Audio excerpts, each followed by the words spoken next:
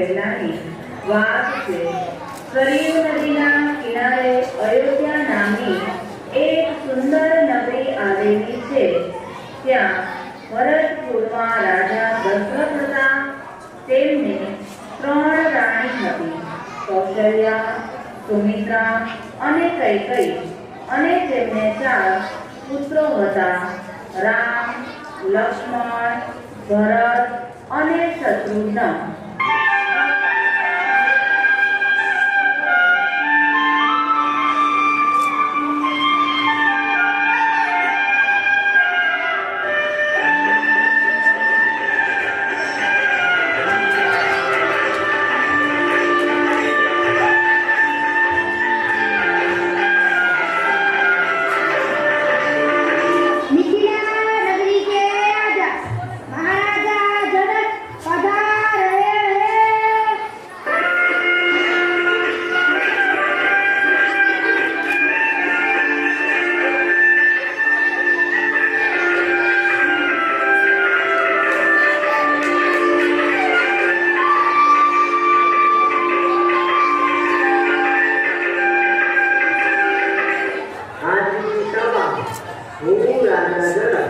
મારી પુત્રી સીતાના સ્વયંવરની ઘોષણા કરી કે જે રાજા આ શિવધનુષ્ય ઉપાડીને તોડશે તેની સાથે હું મારી પુત્રી સીતાને પરણાવીશ।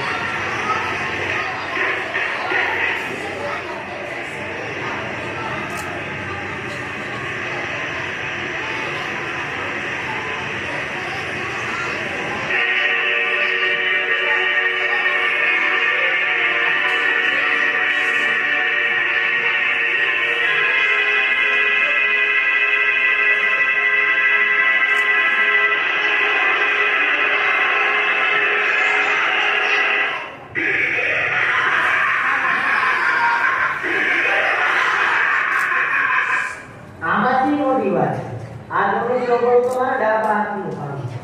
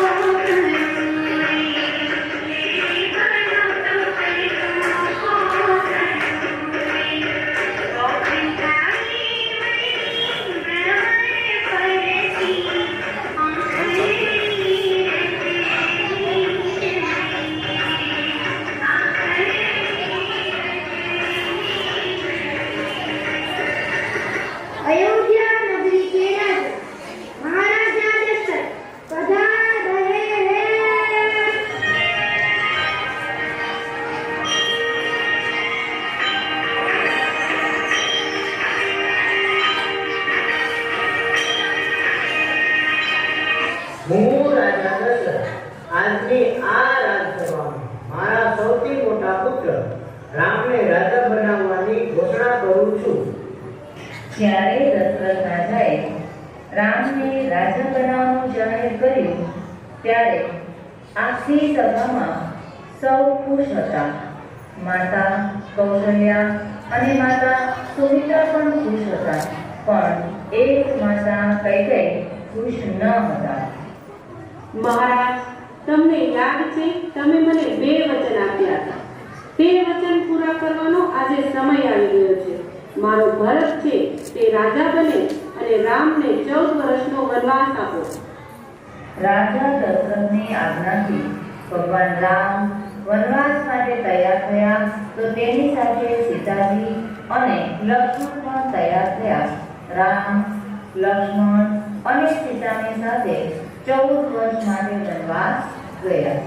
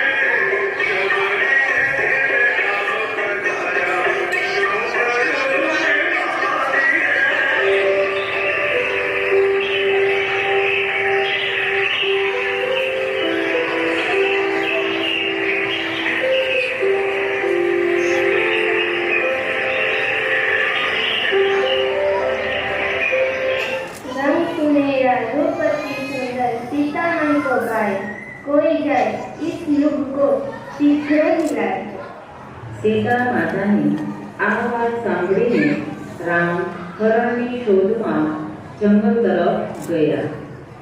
બહુ જ મોડું થઈ ગયું છે. પ્રભુ રામ હજી સુધી કેમ ન આવ્યા? લક્ષ્મણ, સીતે. જો લક્ષ્મણ, તને પ્રભુ રામ મદદ માટે બોલાવી રહ્યા છે.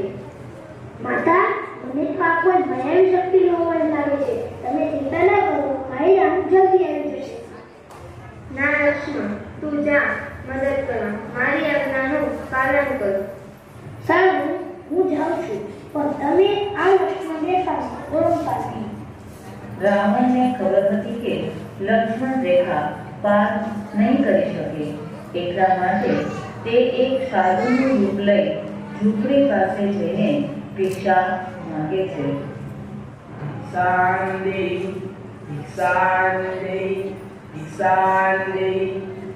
હે ઋષિવર, તમે મારી ઈચ્છા સ્વીકાર કરો.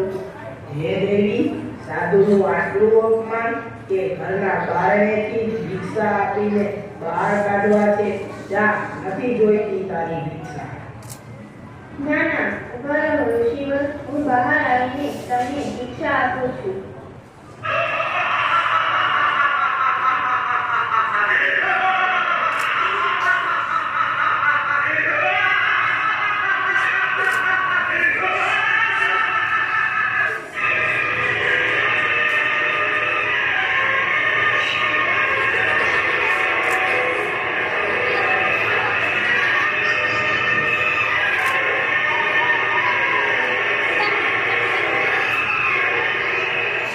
રામ અને લક્ષ્મણ પંચવટીમાં આવીને સીતા માતાને ન જોતા ખૂબ જ ચિંતિત થઈ જાય છે અને જંગલમાં શોધવા નીકળી પડે છે.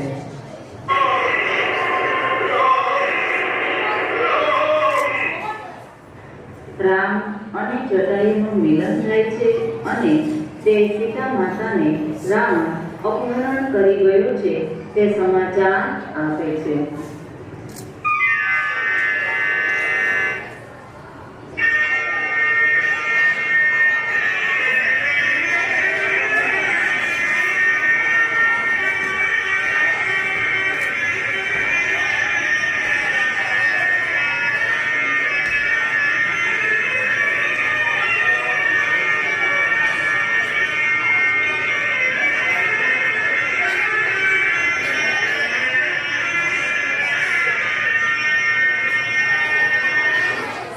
પ્રભુ, તમે આ જંગલમાં લંકાનો કરે લંકાપતિ રાવણ સીતાનું અપહરણ કરીને તેની લંકામાં લઈ ગયો છે. તેથી તેની શોધમાં નીકળ્યા છે. પ્રભુ, હું તમારી સેવામાં હાજર છું. હનુમાન, તું લંકામાં દેવી સીતા પાસે જા અને તેને મારો સંદેશો આપ.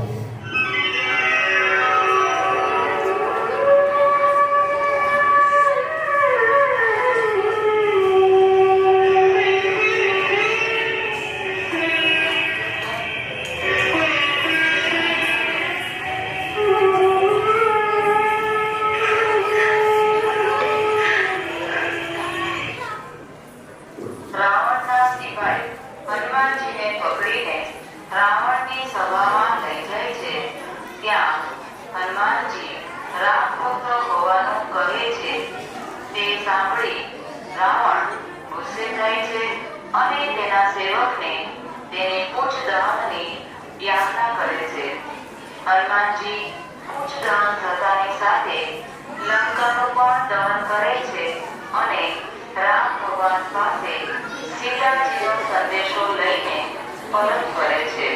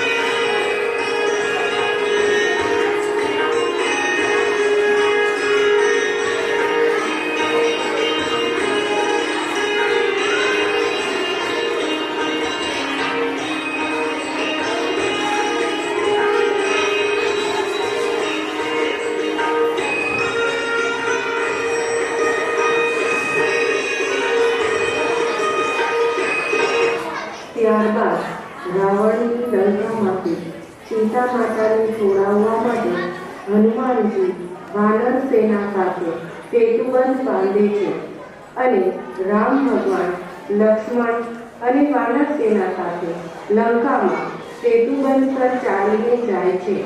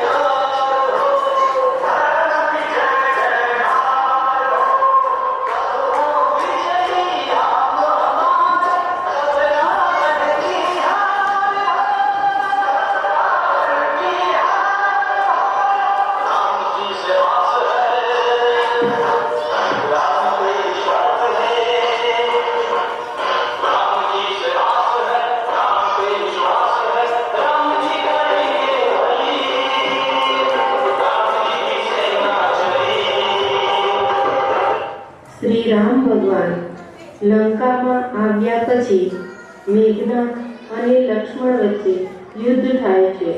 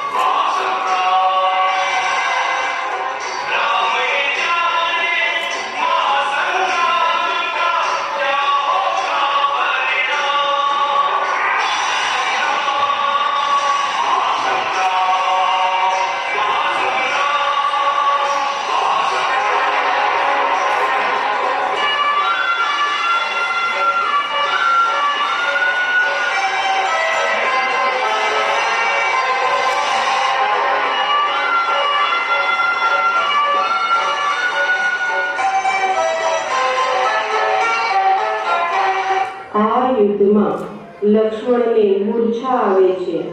તેને સજીવન કરવા માટે હનુમાનજી વૈદજીને લાવે છે.